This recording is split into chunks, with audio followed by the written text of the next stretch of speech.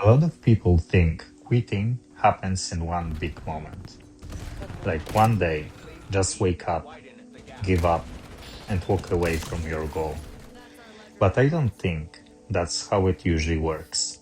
Most people quit much earlier. They quit in small ways. First, they stop believing. Then, they stop pushing.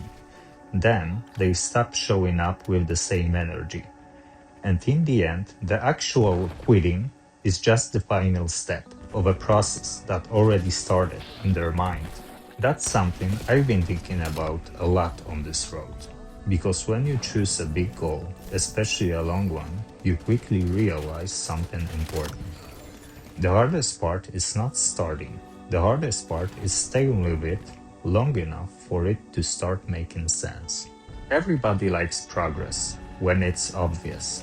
Everybody likes movement when the results are visible. Everybody likes goals when the reward feels close. But what happens when it doesn't? What happens when you keep going, but the payoff still feels far away? What happens when you put in effort, but your life gives you no progress bar?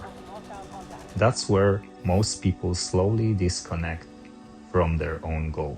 Not because they're weak, not because they're lazy, but because human beings naturally want proof.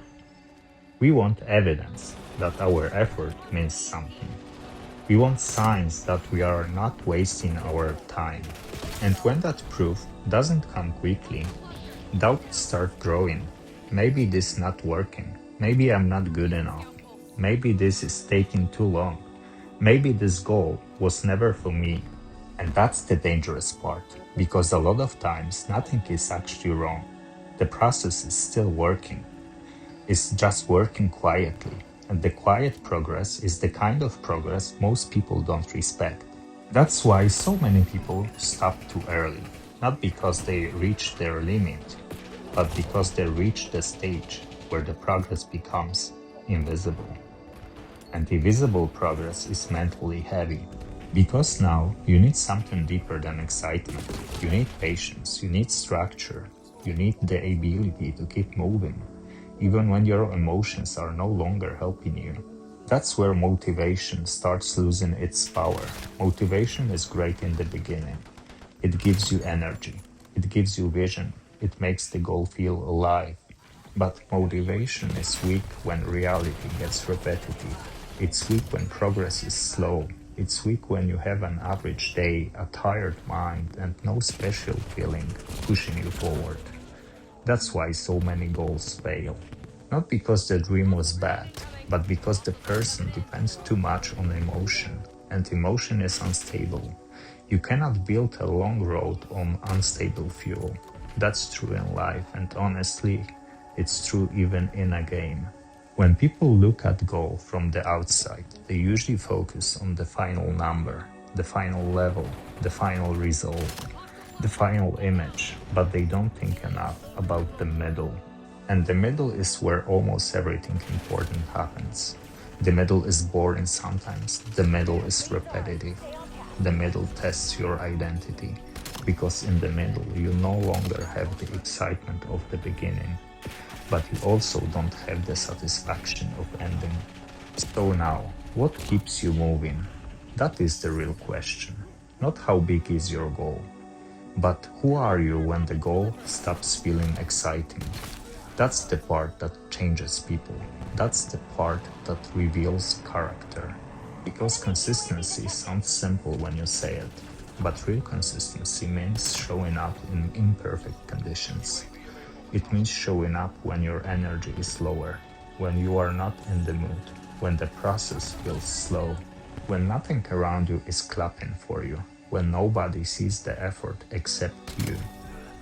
That's when the road becomes real, and I think a lot of people misunderstand discomfort. They feel resistance and immediately assume something is wrong. They feel frustration and think maybe they should stop. They feel slow progress and think maybe it isn't for them. But discomfort is not always a warning. Sometimes it's just the price of death. Sometimes it means you're no longer living on easy mode. Sometimes it means you're building something that takes longer to earn. And those things usually matter more, because easy progress feels good, but earned progress changes you. That's the difference. Fast rewards give pleasure, long roads build identity, and identity is stronger than mood.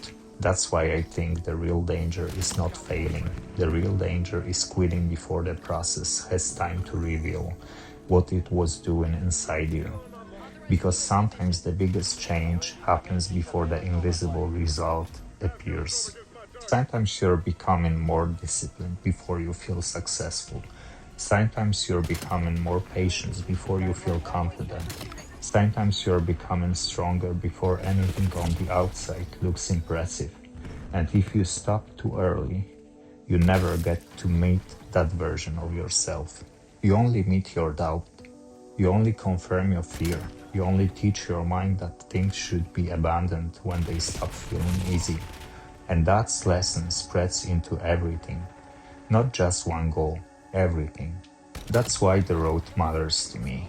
Yes, there is a number at the end of it. Yes, there is a goal. Yes, there is something visible to chase. But I know this is bigger than a number. Because roads like this force you to face yourself, your impatience, your excuses, your inconsistency, your frustration, your tendency to want the reward before you fully earn it. And at the same time, they give you the chance to become different, more steady, more focused, more durable, more honest with yourself. That's why I believe most people do not fail because the goal is impossible. They fail because they leave too early. They expect clarity too soon. They expect rewards too soon. They expect certainty too soon. But some things only starts working after you've already spent enough time proving that you're serious. And maybe that's the test.